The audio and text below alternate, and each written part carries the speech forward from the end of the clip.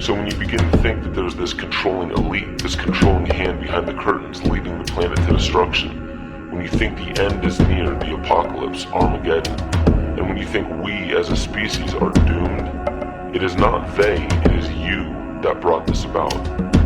And for a very good reason. You are evolving. Stop blaming everybody and everything else. Quit panicking about global tyranny and natural disaster and pay attention. Because the world is telling you something, is telling you exactly what is wrong with you and how to fix it.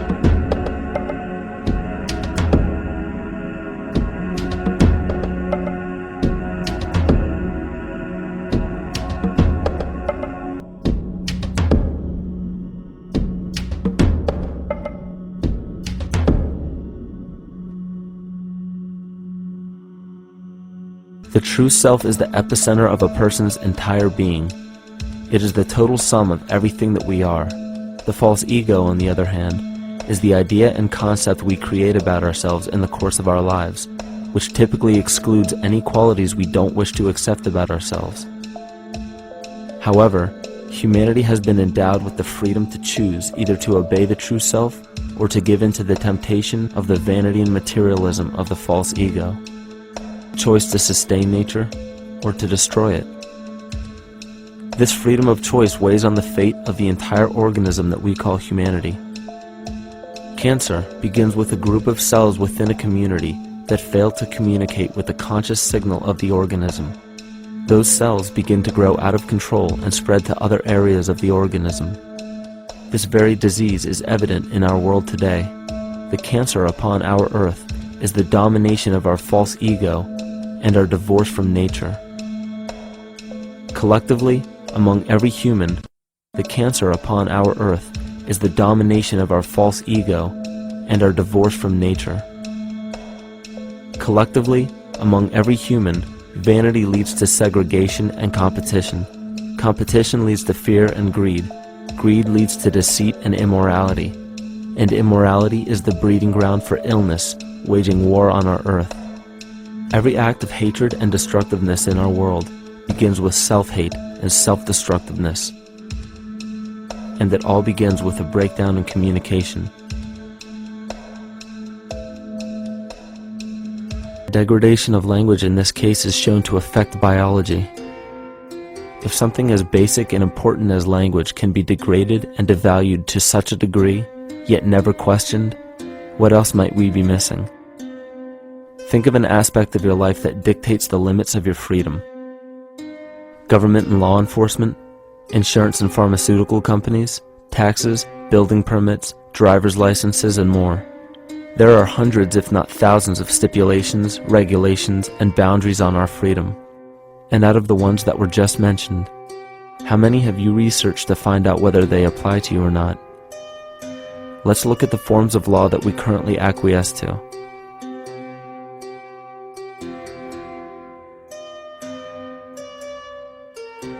A common misconception among people is that any rule or regulation that governs them falls under one category: law. But there are many other forms of law that people abide by without realizing that they simply do not apply to them. Another misconception is that a nation's constitution gives us our rights. A constitution does nothing more than list the rights that we already have. We are born with inalienable rights, endowed to us by our Creator. They are not given to us, and they cannot be given away. The most a person can do with a right is choose whether to exercise it or not. Maritime admiralty law is what's known as the law of the water. It is superseded by civil law and only applies to those who willingly contract themselves into it. The definition of admiralty law is a body of private international law governing the relationships between private entities which operate vessels on the oceans. Let's look at how and why a form of law that is fashioned to govern corporations, businesses, and vessels has imposed its rule over natural human beings. This is all done through a form of word magic. A a simple perversion of language has made it possible to convince people around the world that these alternative laws apply to them.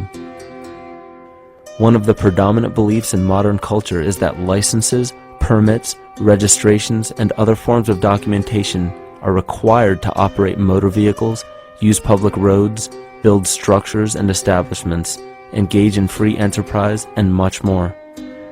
Sadly, these beliefs are based on little to no investigation whatsoever, and are false. This belief structure is perpetuated by maritime admiralty law. This form of law was originally created to govern ships docking in foreign nations for the import or export of products and resources. It deals with banking and merchant affairs, not civil affairs. When a product is taken off of a ship and brought into a foreign land, that nation takes custody of the resource and accounts for it with a certificate. That certificate marks the birth date of that product in the custody of the respective nation. Think of why it is supposedly required to have a certificate of live birth in the first place. The Barron's Dictionary of Banking Terms defines a certificate as a paper establishing an ownership claim. So right there, we notice that everyone with a birth certificate is defined as being owned. People are used as collateral with other nations because the U.S. is bankrupt. The United States declared bankruptcy on March 9th of 1933. At this point, the U.S. began taking out loans from a private, non-government affiliated corporation called the Federal Reserve. With no money to pay back the loans, the United States began using the citizens as collateral. All birth and marriage certificates are literally warehouse receipts. Just look at the similarities of warehouse receipts and birth certificates. Both document the date of issue, a serial number, registration number or receipt number, a description of the product, and an authorized informant to notify the appropriate government agency.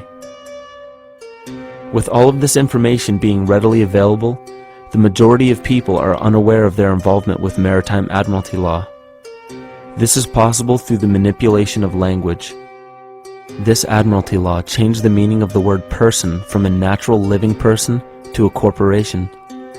Driver's licenses, vehicle registrations, auto insurance forms, building permits, gun permits, work permits, tax filing documents, birth and death certificates, traffic citations, and many other forms of documentation that were once believed to be absolutely necessary only apply to persons or corporations.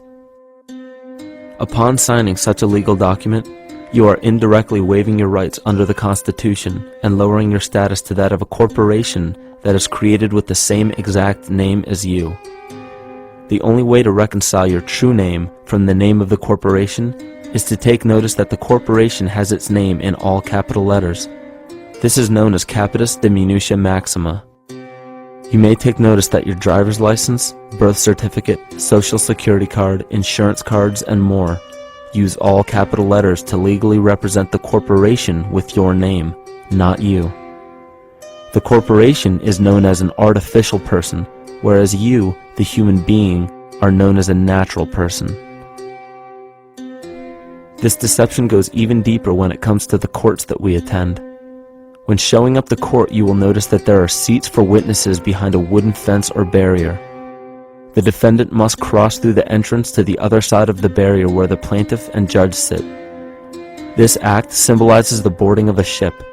At this time, business can be conducted in maritime admiralty law. The judge, acting as captain or banker, is responsible for settling the balance between the two sides. This is why there is always a monetary value involved in any court case. The captain is simply dealing with banking and merchant disputes. Once the balance is paid, the case is closed. To turn the court case away from admiralty law where your rights are not protected, you must avoid agreeing to represent the artificial person. This is done by stating that you are the natural person.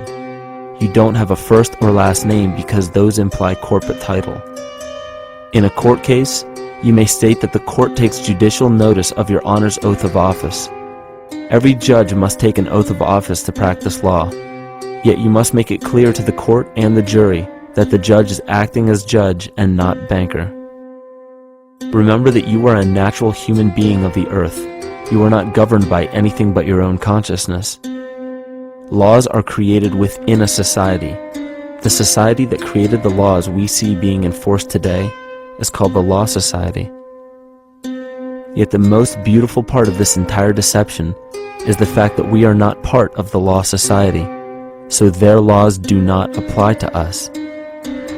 Judges, lawyers, and law enforcement officers, they're all part of a society. Within that society, they've created their own language that's deceptively similar to English. They have these little things called statutes, acts, and regulations that seem like laws, but they really only apply to those within their society. So that basically means all the traffic violations, minimum age requirements, and everything except for damage to another person or their property doesn't really apply to the natural person.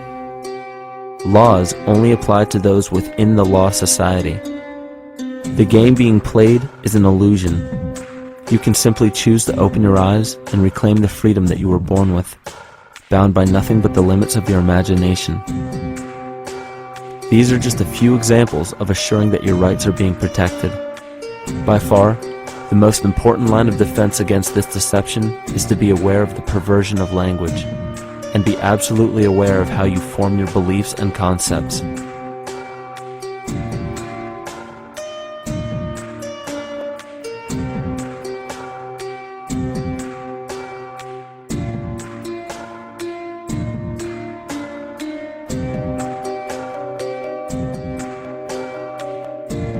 In all forms of the perversion of language, there is a mirror reflection of this in the microcosm of the psyche.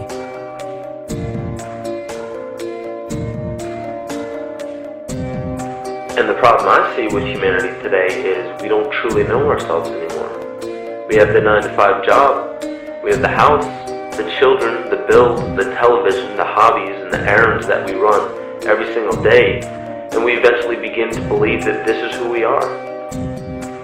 But who are we beneath the job title, beneath the status of mother or father, theist or atheist, Republican or Democrat, black or white, man or woman? Who are we?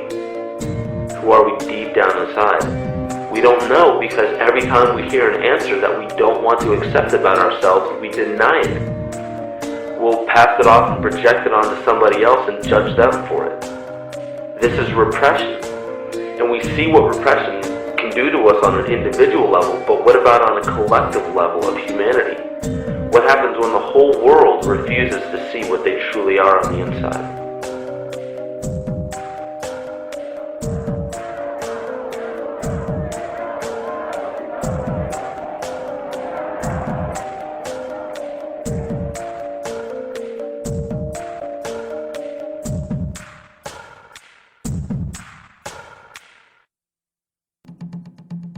Carl Jung discovered that there is a collective unconscious connected to all humans, meaning that the whole of humanity shares a single mind with one another. This collectivity is a global example of the unconscious mind of the human body, in which trillions of cells share a similar signal. This parasite, called our false ego, requires a continuous flow of sustenance to survive.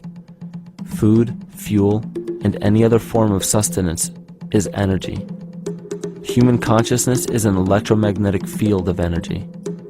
When this potential energy is utilized, it then releases kinetic energy, which is used to perpetuate the false ego. This scenario occurs in the smallest parasitic organisms, all the way to a collective organism called humanity. A parasite will release chemicals that cause the host to crave the sustenance that the parasite needs to survive. As long as the host is unaware, it will keep feeding the parasite and starving itself. In a similar way, Wilhelm Reich stated that whole societies suffer from a psychosis caused by starving our organic biological impulses. This results in adult subservience to state authority and to capitalistic exploitation. It paralyzes the intellectual critical powers of the oppressed masses because it consumes the greater part of biological energy. Finally, it paralyzes the resolute development of creative forces and renders impossible the achievement of all aspirations for human freedom. In this way, The prevailing economic system, in which single individuals can easily rule entire masses, becomes rooted in the psychic structures of the oppressed themselves. What Reich was showing in this powerful quote is that on a collective level, the suppression of a natural function, whether biological, spiritual, or emotional, will result in an abnormal reaction, a psychic disease. This illness or disease is reflected into the masses through a collective unconscious and acts as an epidemic. Humanity is plagued with an incapacity for freedom, meaning that people en masse lack the ability to govern themselves on a psychic level, and this manifests in the macrocosm as government and organized religious powers, thus opening the throne, our national and individual throne, to anyone and anything. Enter the infamous rulers of the earth, the patriarchs of civilization, political, social, economic, and spiritual dictatorship, psychic tyranny. This simple illness within our psyche, this lack of responsibility and neglect of basic human freedom, has made way for every tyrant that has ever held rule over people on this planet.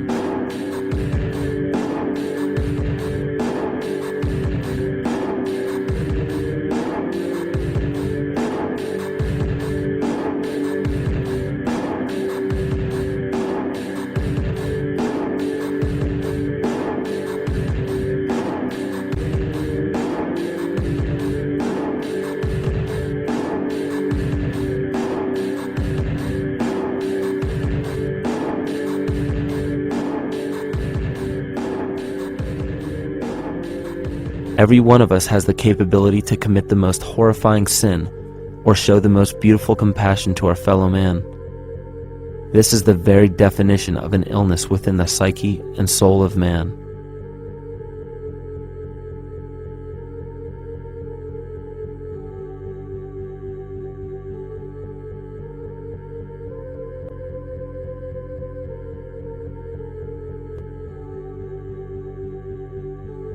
Think of any position of power that you believe to be above you. Royal families, government leaders, the United Nations, financial organizations, corporate monopolies, and media juggernauts. These are all facets of our false ego. They are the physical advent of our own sickness. They require our conscious participation, our conscious energy to survive. Because without our cooperation, without supplying them with the sustenance of complicity, they starve.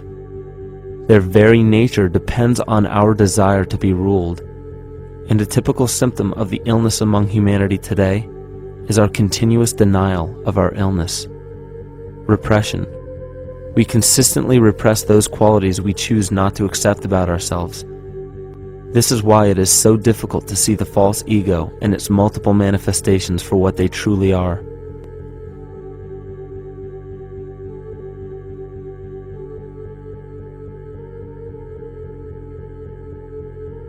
This is the very nature of the false ego. It acts as a red herring to distract us from the freedom we truly have. For this psychic parasite to survive, it must supply us with a chemical that will cause us to remain dependent upon it. In this case, the sustenance is our conscious energy. And in order for us to feed it to the parasite, the chemical of fear causes humanity to crave protection and defense.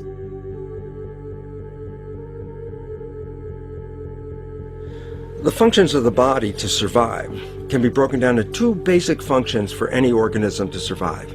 You have to be able to grow, maintain yourself, take care of your biology, but you also must be able to protect yourself, so that if you're just growing and you can't protect yourself, you'll become food for something else. So the survival involves a balance between growth and protection. Through the history of human civilization and through human evolution, we recognize that our nature is to be in a state of growth, and that our protection is only supposed to be used to, help us out of that threatening moment. You can't be in growth and in protection at the same time. So the significance is, when we see a need of protection, the stress hormones in the body shut off the blood vessels in our viscera or gut, which is the part of the body for growth. Well, the issue is, if you took the blood from the viscera and moved it out to the arms, then you left no blood in the viscera. That means no growth. But you're ready to fight. And when your fighting is finished, then the blood returns back to the viscera and you grow again. But in the world that we live in today, it's 24/7 fear.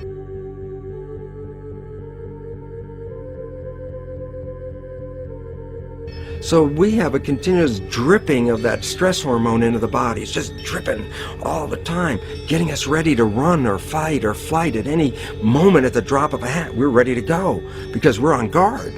Well, the problem is, what does that mean about your allocation of energy? And it says, we're spending most of our energy in protection. You cannot survive if you're in protection all the time.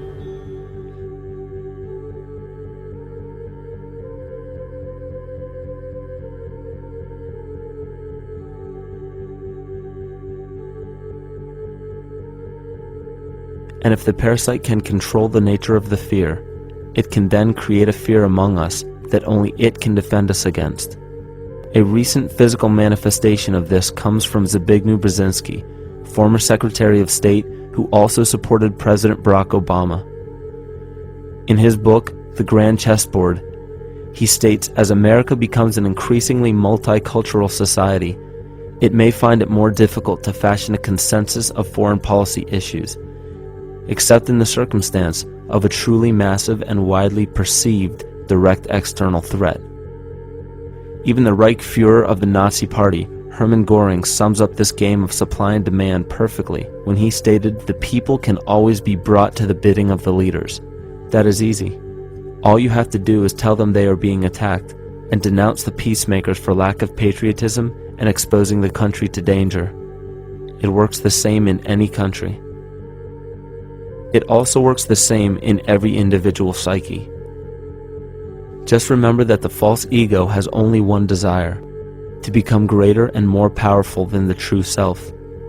This illness causes us to believe that we are separate from nature. This is why we see such a rise in the dependency of technology. This is why we see such little stewardship for the earth and the environment. And this is why we see bigotry, racism, sexism, and every other form of discrimination possible that leads to crime, violence, wars, and eventually, the global destruction of the organism. This endless state of fear, confusion, and segregation our world seems to live in is a symptom of the false ego creating a false threat.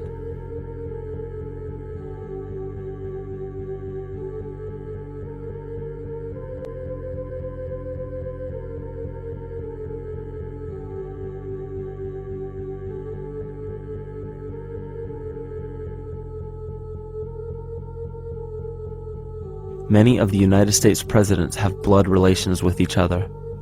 The Bush lineage has blood ties to a great number of former presidents. George Washington, Millard Fillmore, Franklin Pierce, Abraham Lincoln, Ulysses Grant, Rutherford Hayes, James Garfield, Grover Cleveland, Teddy Roosevelt, William Taft, Calvin Coolidge, Herbert Hoover, Franklin Roosevelt, Richard Nixon, and Gerald Ford. Michael Tsarion points out in his work that Bush is closely related to every European monarch on and off the throne, and has kinship with every member of Britain's royal family. Bush's family tree can be documented as far back as the early 15th century.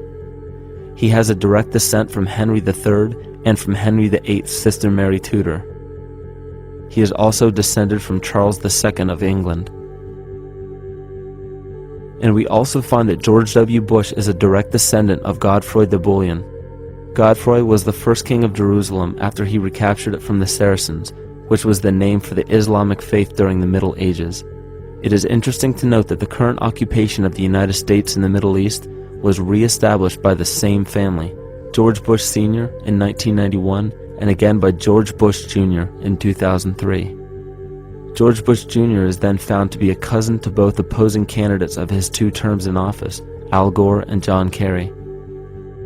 Democratic President Barack Obama also has blood ties with George W. Bush, as well as Gerald Ford, Lyndon Johnson, Harry Truman, James Madison, and the British Prime Minister Sir Winston Churchill.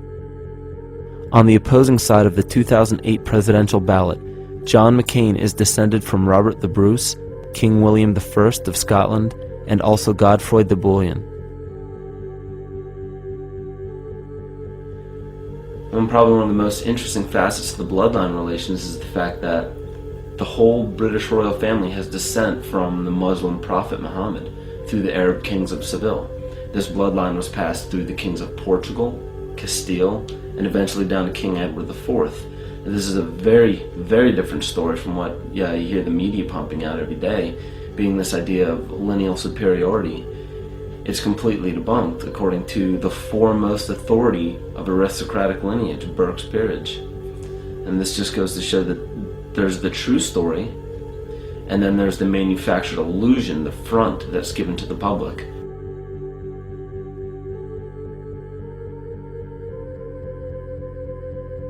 These blood ties go on and are documented thoroughly through literature such as Burke's Peerage and other comparable books. The point of all of this is that we find not just the same people, but the same intent within the people who have held high positions of monarchy, dynasty, aristocracy, and democracy in the past and present, and they are all related by a physical and symbolic link.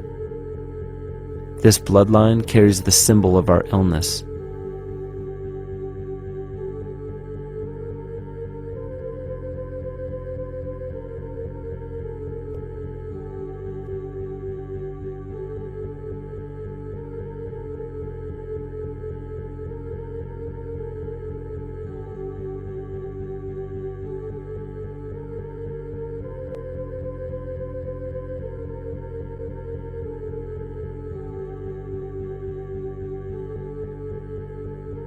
The symptoms of our psycho-spiritual illness are the wars, terrorist attacks, artificial or man-made disasters, and leader figures.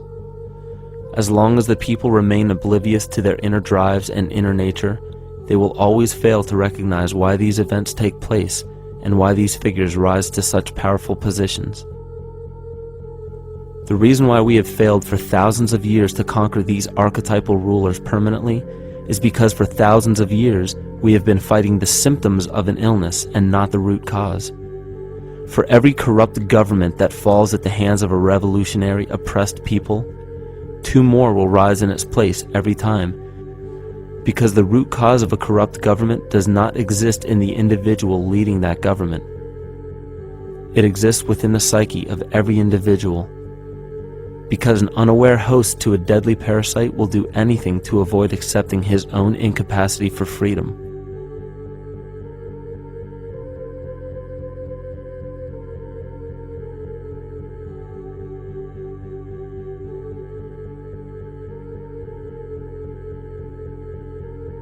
We are so bereft of sanity in this world that those few who simply stop projecting onto others and begin facing their own demons are seen as neurotic. An article written in the 1950s states that studies showed that individuals who had been isolated from their familiar social and cultural environment became neurotic. This shows that when those individuals had no object to identify their darker emotions with, they began to see these things in themselves, that which they refused to recognize before, and were unaware of why they appeared and how to cope. Facing our true inner self is virtually unknown in our world today. This is why no matter how many civilizations rise and fall, it is our collective consciousness that creates our governing apparatus, not individual people.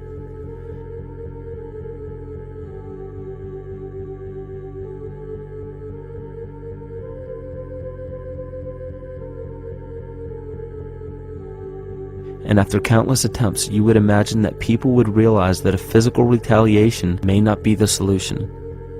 Yet here we are, thousands of years later, with technology that can clone DNA, vehicles that can break the sound barrier and probe the depths of space, and science that can overcome almost any sickness. Yet we still fail to take notice to the importance of thoughts and consciousness. This is the very definition of insanity. And every single one of us is responsible for this psychic epidemic, because we're killing the messenger and paying no attention to the message.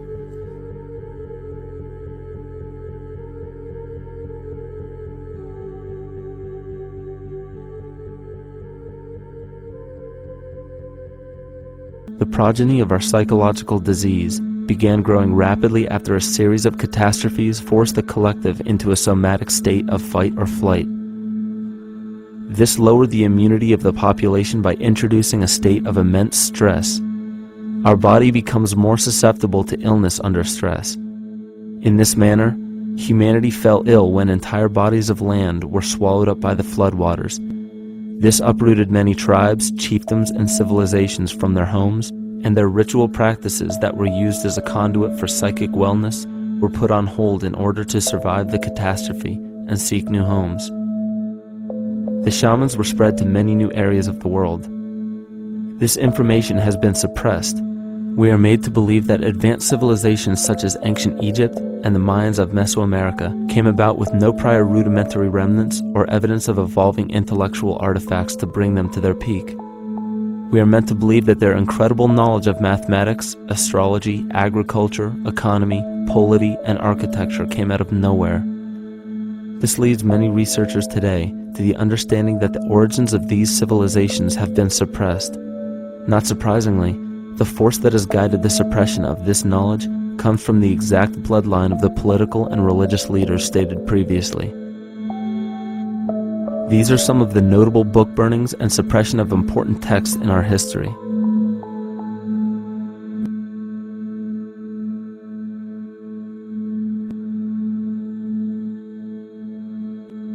Yet after all of this suppression, there are still remnants of the dispersion of elder civilizations in nearly every country. There is tremendous evidence of ancient cultures visiting North America long before the conventional belief of European colonization.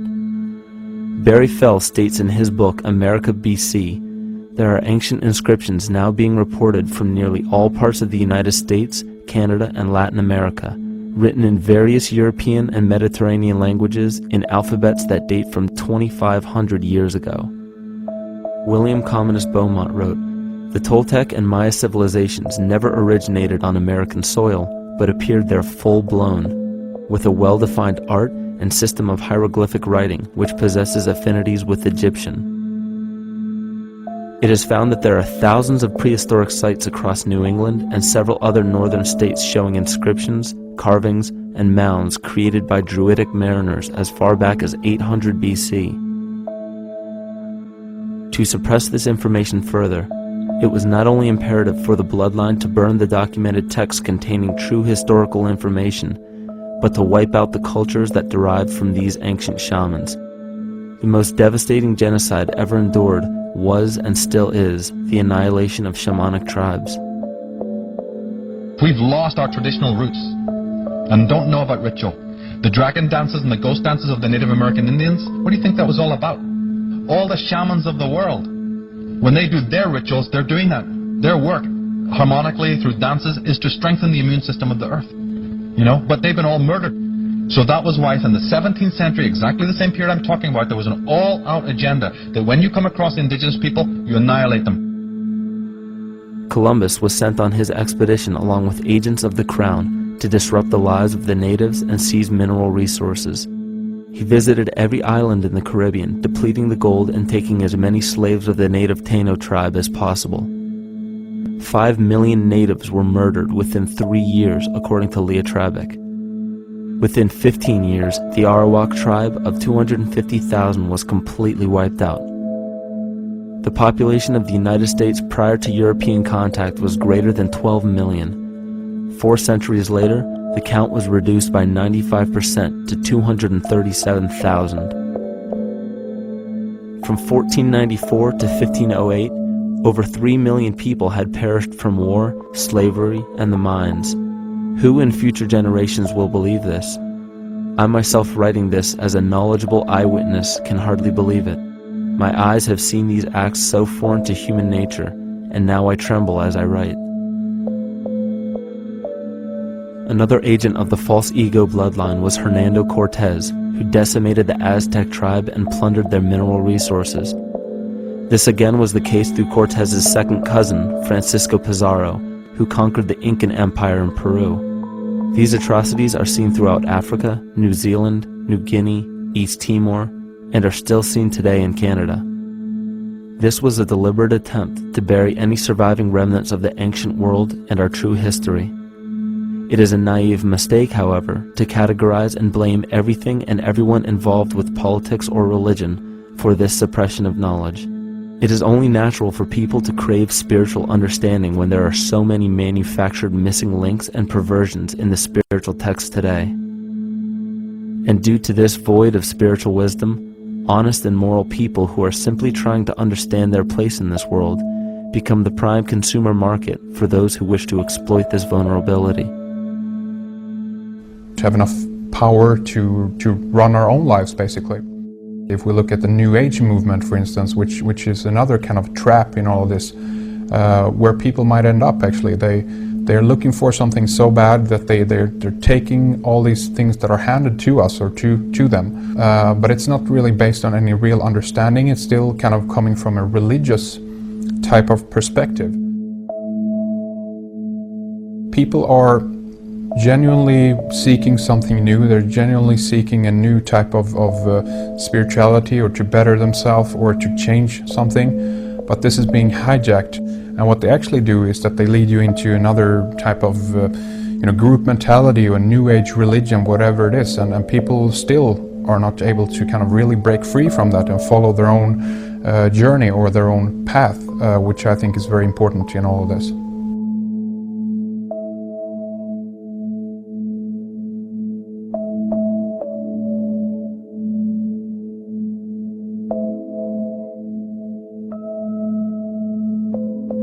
In the pre-Christian era, there were several cults of incredible power, most notably the stellar, solar, Saturnian, lunar, and mushroom cults.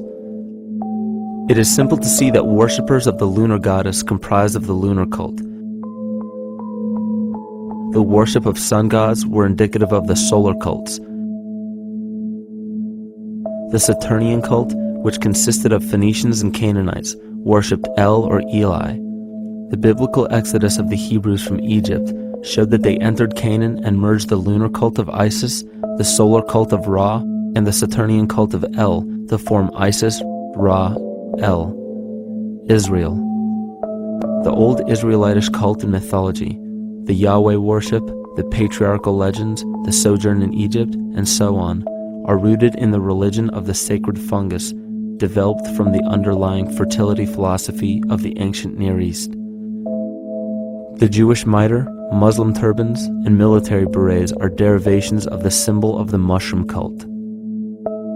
One of the first and most prominent, however, was the stellar cult, and a number of these ancient cults were created for shamanic purposes and earthly stewardship, yet some were taken over with different intentions. Just as you would imagine in any establishment of power, smaller cults formed within the main cults to worship individual deities. The cult of Mithras and the cult of Dionysus are two examples. You still today can see the Mithraic or Phrygian cap on the symbol of the seated Liberty Dollar, the coat of arms of many countries, the reverse side of the flag of Paraguay, the seal of the United States Senate, and even involved in the solar cult holiday that we now call Christmas. In the cult of Dionysus, many festivals were celebrated, such as the Greater Dionysia, celebrated in Athens around the spring equinox. The foremost event in this festival was the Thymelic contest, in which poets, musicians, and entertainers performed in an open-air theater. Musicians did not have to pay taxes, and members of the Artists' Guild did not have to participate in military affairs. The cult of Dionysus is still alive to this day as the entertainment industry.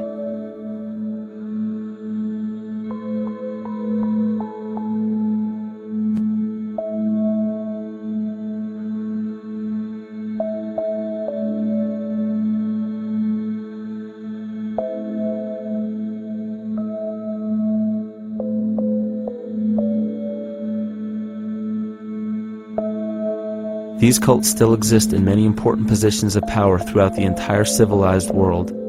Yet the most important function of these groups is to manufacture the consent and complicity of the people. The conscious mind is the creative mind. It's the one that has your personal identity into it. It does the real thinking. And then there's a subconscious mind. Well, there's no entity in it. The subconscious mind is the equivalent of a tape player. It records behaviors, and then at the push of a button plays a behavior. It's automatic. It's a very convenient thing, because then we don't have to relearn all the time. Once you know it, you can make a pattern. The problem is that the basic patterns of belief and behavior that are programmed in the subconscious mind came from our teachers, primarily our parents, our family, and our community. So most people don't even understand how easily we're influenced by our environment. Every person that we encounter, every single situation that we're faced with, every little word that's said on television may not seem too influential to our conscious minds, but your unconscious is designed specifically to let every environmental signal influence you without your awareness. So the question is, are we leading conscious or unconscious lives? And now neuroscience has told us in the unfolding of our lives, only 5% of our life is controlled by our conscious mind, and 95% of the time controlled by the subconscious with programs from other people that were installed in there. And the problem is, it means when those programs are playing, we don't see them. And the skeptics will sit there and say, consciousness, archetypes, astrology? No. We create things with our hands, not our minds. Archetypes aren't physical. They can't influence me. But when you think of the fact that we're only conscious of this small little fraction of our behavior, what we don't realize is that entire countries, entire civilizations that think they're free and independent, but are unconsciously too afraid to be free and independent, they will beg to be governed. And if they can't do it themselves, who do you think will consciously or unconsciously take that responsibility? It usually ends up being that strong, masculine, animus archetypal figure. When we think we're in danger, we're not looking for our mother to nurture us. We want our father to protect us. And right on cue with the age of fear, this age of catastrophe, the age of this parasite, we see masculine domination. And one of the primary conduits for giving our responsibility and our conscious energy away is money. We surely don't want to admit that our dependency on money is flawed, because that would imply that the fault is our own. And God forbid we take responsibility for our lives, so we blame the money. This is the cornerstone of the entire illusion being built around us by the false ego. Money is said to be the root of all evil, yet it cannot be evil because money is only a symbol. Symbols carry only the faith and spirit of the observer. This means that the symbol of paper money evokes and surfaces the evil intentions and inherent flaw of our false ego. Money only exists because we agree to accept it as valuable. And to further illustrate our incapacity for freedom, we've given the control of our faith-based money to a private corporation instead of the federal government. There is no law stating that we have to use Federal Reserve notes as currency. We choose to because we fear the alternative: independence.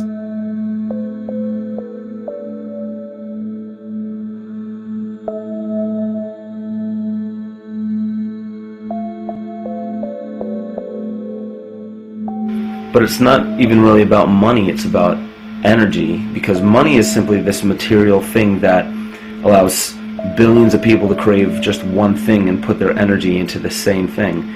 It's not the plasma TV or the house or the lifestyle or the job or the significant other or the status that we're really after, because we know that we're empty. These people feel sadness and loneliness and void just like anybody else.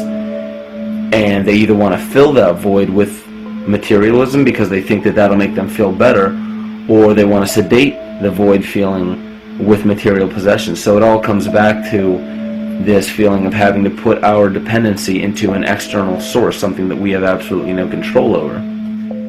What we're seeing right now is with all the competition of each other destroying each other, wars, competing for material existence, raping the planet and tearing it apart to get some pieces of it to hold in your hands and say you won the game. Every one of those moves is destructive, not just of the planet, but of human civilization, because human civilization will thrive with cooperation and will die with competition. And if you operate from these truths, then you end up with the extinction that lies before us. In the face of financial collapse across the world, political and religious wars raging tirelessly, and an ever-growing feeling of being lost and void of meaning, there is a great amount of energy being pushed to the surface of the collective mind. Evolution does not come about gradually. It happens in spurts and fits, and comes about due to a tremendous need for the organism to survive. We are now at a point in history where we will choose. We will choose to become sovereign or remain dependent, to face our true self or continue fighting a ghost, to become well or allow this disease to grow, to live or to die. The choice is yours.